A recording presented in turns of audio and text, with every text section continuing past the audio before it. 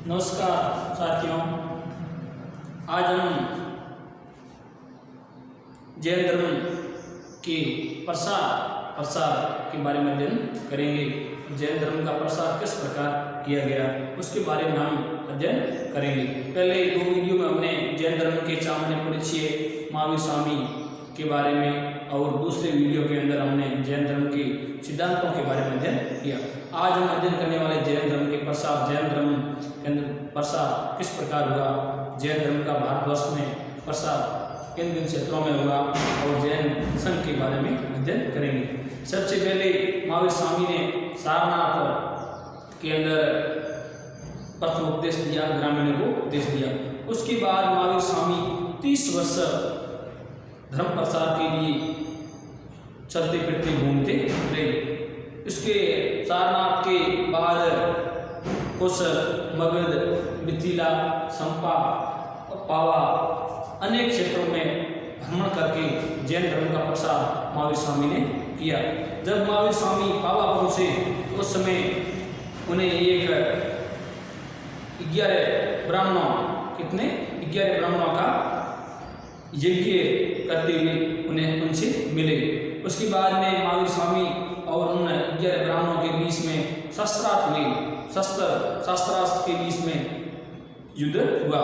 इस कारण वो शास्त्रार्थ के अंदर महावीर स्वामी से पराजित हो गए। उसके बाद में 11 ब्राह्मण महावीर स्वामी के अनुयायी बन गए। उसके बाद में महावीर स्वामी ने उन 11 ब्राह्मणों को अलग अलग भागों में बांट दिया। तो अलग अलग भागों में बांटने के कारण 11 संघ बन गए। कितने? 11 संघ, और 11 संघ या गण बन गई। और इस गण के प्रमुख को गणधर कहा जाता था। पार्श्वनाथ के काल में, पार्श्वनाथ के समय 4 गणधर थे। महावीर स्वामी के समय 11 गणधर थे, 11 प्रारंभिक सदस्य बन गए। तो चलते हम जैन संघ के बारे में। जैन संघ की स्थापना कहाँ पर हुई? पावा के अंदर। पावा के अंदर जैन संघ की स्थापना हुई। कुल मिला के 11 गणधर थे। 11 संघों में होने के कारण 11 संघ या 11 गणधर गण के प्रमुख को गणधर बोला जाता। 11 ब्राह्मण थे, 11 भागों में बढ़ने के कारण 11 संघ हो गए महावीर स्वामी के समय और 11 गणधर कहा जाने लगा। उसके बाद में पावा के अंदर ही महावीर स्वामी ने चतुर्वेद की स्थापना की। चतुर्वेद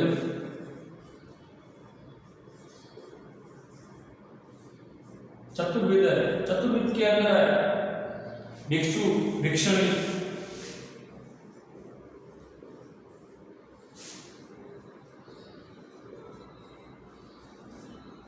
और श्राविका इस 4 भाग हो गई। इस कार्य से चतुर्वेद, तो चतुर्वेद की भी स्थापना पावा के अंदर की गई। और जैन संघ की स्थापना पूछ लिया जाए, जैन संघ की स्थापना भी पावा के अंदर की गई। 11 महावीर स्वामी जब निर्वाण को प्राप्त हुए, मृत्यु को प्राप्त हुए, उस समय 11 गणधर थे। इसके बाद में इस संघ के अंदर प्रवेश के लिए सभी वर्गों के लोग प्रवेश दे सकते थे। सभी वर्ग, ब्राह्मण, वैश्य, क्षत्रिय, वर्ण, सभी वर्णों के लोग इसमें भाग ले सकते हैं। इसमें शामिल हो सकते हैं। एक उप समुदाय या परवजा बोलते हैं उसे, परवजा के नियम पर। चतुर्वेद के बाद में महावीर स्वामी ने प्रवेश करने वालों व्यक्तियों को 3 भागों में बांटा। कितने भागों में? 3 भागों में। 3 भाग कौन कौन से? एक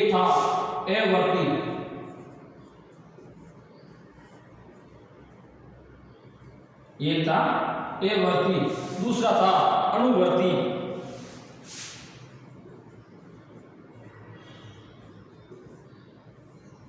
और तीसरा सर्ववर्ती।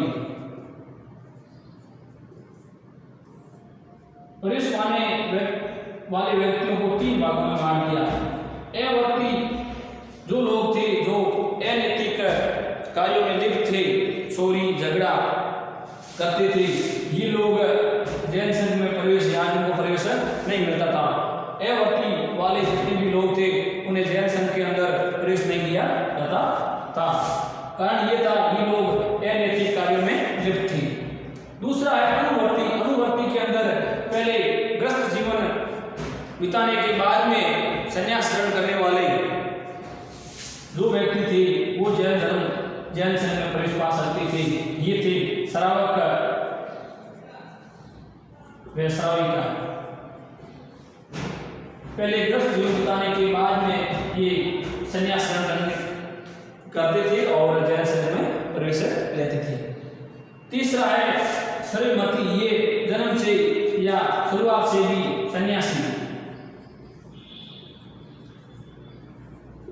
व्यक्ति थे जो फकड़, इन्हें बोलते थे भिक्षु एवं भिक्षुणी।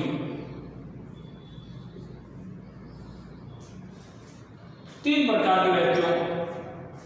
के भागों में बांटा गया व्यक्तियों को, प्रवेश लेने वाले व्यक्तियों को, अवर्ती, अनुवर्ती और सर्ववर्ती। इसके बाद महावीर स्वामी ने अपने जीवन काल में जैन संघ को एक संगठित कर दिया।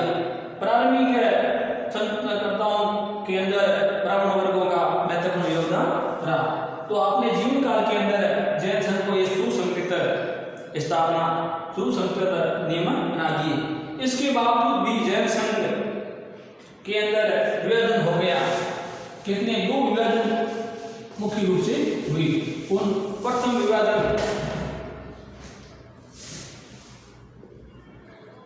2 विभाजन हो गए, प्रथम विभाजन और द्वितीय विभाजन।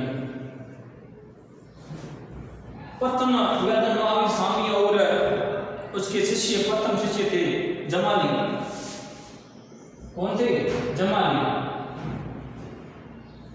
महावीर स्वामी ने कहा जिस कार्य को करने के बारे में हम सोचते हैं उसे पूर्ण मान लिया जाता है, जबकि जमाली ने कहा जिस कार्य को हम जब तक पूर्ण नहीं करते उसे पूर्ण नहीं माना जाता था। इस कारण इन दोनों के मध्य मतभेद हो गया। इस कारण जैन धर्म का प्रथम विभाजन बोला जाता है। प्रथम विभाजन हो गया महावीर स्वामी और उनके शिष्य जमाली के बीच में।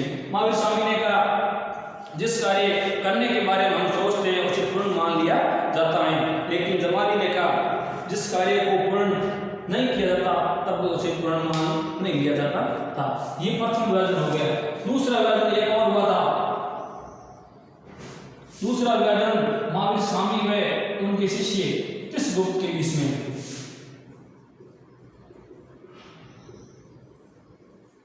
तीर्थगुप्त के बीच में ये जैन धर्म के मौलिक नियमों को लेकर, जैन धर्म के जितने भी मौलिक नियम थे, नियमों को लेकर महावीर स्वामी और तीर्थगुप्त के बीच में मतभेद हो गया। जमाली ने महावीर स्वामी से अलग होकर एक नया सिद्धांत स्थापित कर दिया। इस सिद्धांत का नाम है बहुव्रतवाद।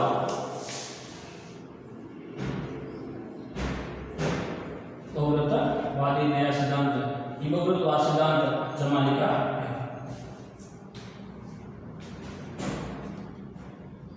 इन प्रथम विभाजन द्वितीय विभाजन के बाद में चतुर्वेद स्थापना करने के बाद में महावीर स्वामी ने सबसे अधिक उपदेश वर्षावास बोलते हैं। तो महावीर स्वामी ने सबसे अधिक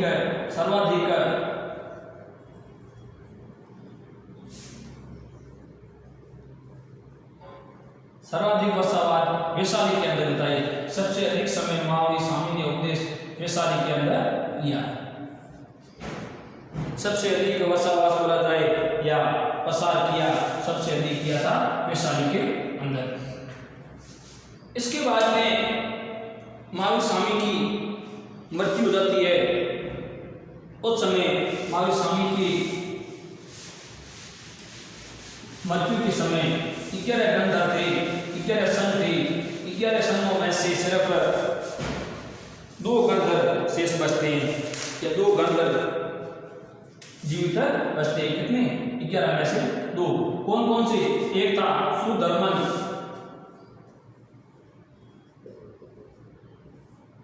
और एक था इंद्रभूति।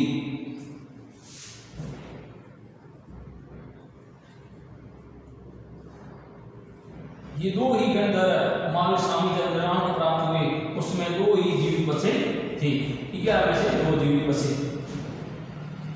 महावीर स्वामी के निर्वाण के बाद तुरंत बाद इंद्रभूति गौतम इनकी भी मृत्यु हो जाती है। उसके बाद में महावीर जैन धर्म का प्रथम अध्यक्ष सुधर्मन नियुक्त होता है। कौन? सुधर्मन। प्रथम अध्यक्ष के रूप में सुधर्मन, जैन धर्म का प्रथम अध्यक्ष सुधर्मन बनता है। 20 वर्ष के उपरांत 20 वर्ष के बाद सुधर्मन की मृत्यु हो जाती है तो जैन संघ का दूसरा अध्यक्ष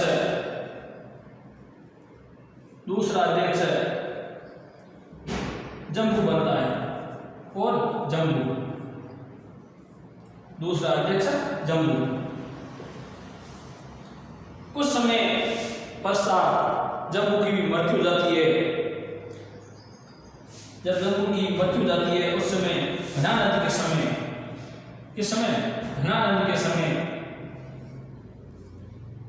समय जम्बू की मृत्यु के उपरांत जैन धर्म के 2 समानांतर अध्यक्ष बने।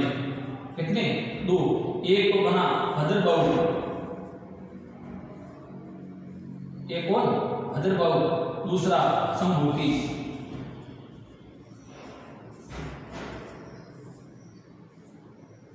ये 2 समानांतर अलग अलग अध्यक्ष बने। किस समय? घनानंद के समय। नंद वंश के अंतिम शासक घनानंद के समय 2 अध्यक्ष थे। एक तो भद्रबाहु था, दूसरा था संभूति। जब चंद्रगुप्त मौर्य के समय राज्याभिषेक हुआ उस समय इस संभूति की मृत्यु हो जाती है। 322 ईसा पूर्व के अंदर इसकी मृत्यु हो जाती है। उस समय ये दोनों क्षेत्रों का अध्यक्षता भद्रबाहु करते हैं। जैन धर्म के दोनों भागों को या जितने भी जैन संघ के नियम थे उन सबका अधिकार भद्रबाहु करता है। सब जैन संघ का जितने भी कार्य थे भद्रबाहु के अधीन हो गए।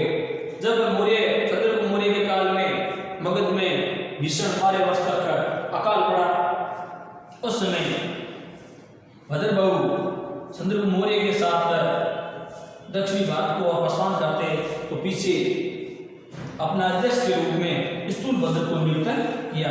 किसे? स्थूलभद्र को।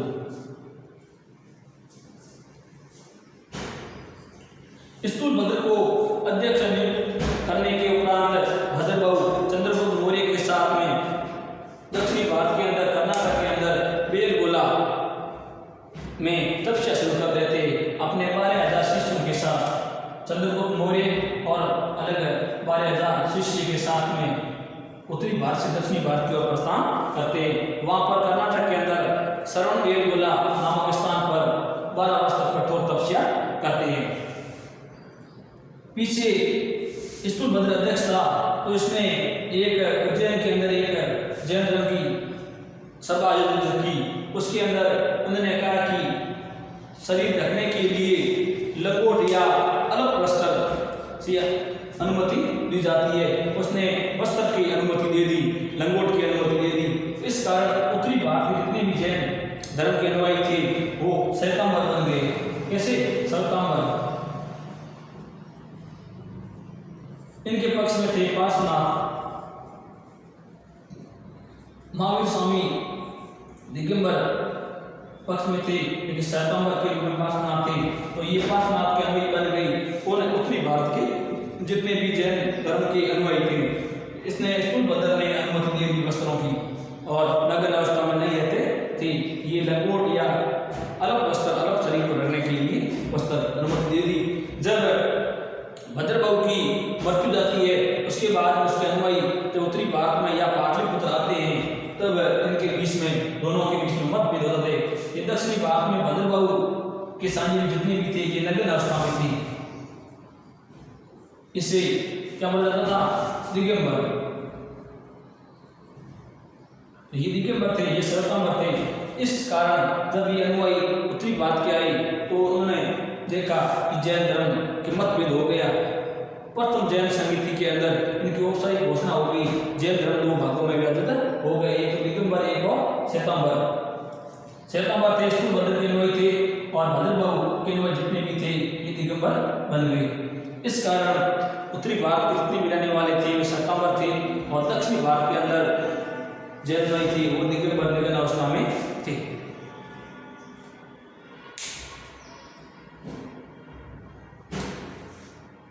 इन अंतिम समय के बाद में जैन धर्म के बारे में थोड़ी अलग जानकारी देखते हैं। ये हो गया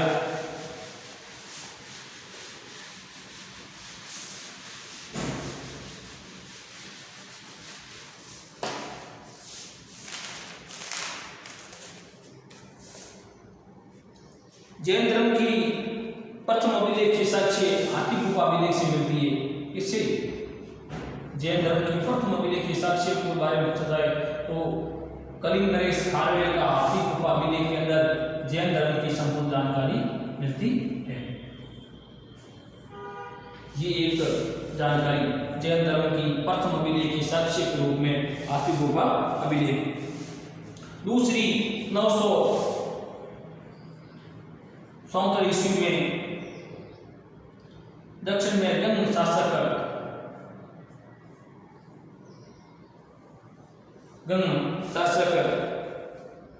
राजमल चतुर, कौन थे? राजमल चतुर। उसके मंत्री थे चामुंड राय, उसके मंत्री थे चामुंड राय।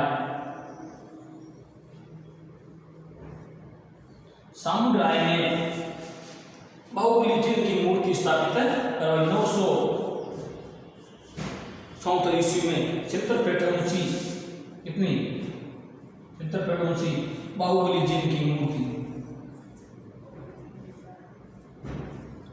गौतमेश्वर बाहुबली जी की मूर्ति स्थापित करवाई। किसने? गंग शासक राजमल चतुर के मंत्री थे चामुंड राय ने। इसके अलावा गंग शासक के अलावा चालुक्य जैन धर्म के अनुयायी थे। गंग शासक, एक तो गंग शासक था, एक चालुक्य थे, चंदेल थे और राष्ट्रकूट।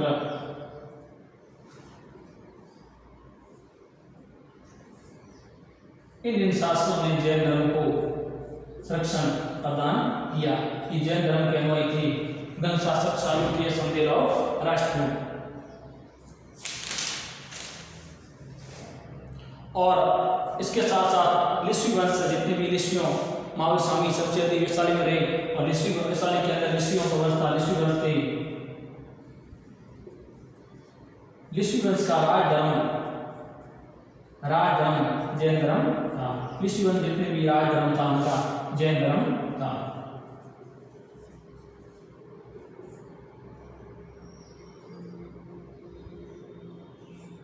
लिस्वी वंश का राजधर्म कौन था? जैन धर्म राजधर्म था। इसके साथ बिंबिसार, खारवेल, चंद्रगुप्त मौर्य भी जैन धर्म के अनुयायी थे। ये इसके साथ ही जैन धर्म के प्रसार का ये बिंदु समाप्त होता है। आगे हम अगले नेक्स्ट वीडियो में अध्ययन करेंगे जैन धर्म के साहित्य और श्वेतांबर और दिगंबर के बारे में और जैन धर्म की संगीतियों के बारे में। प्रथम 2 संगीति के अंदर श्वेतांबर और दिगंबर 2 भाग हो गए। इसके साथ ही ये वीडियो आज समाप्त होता है। धन्यवाद।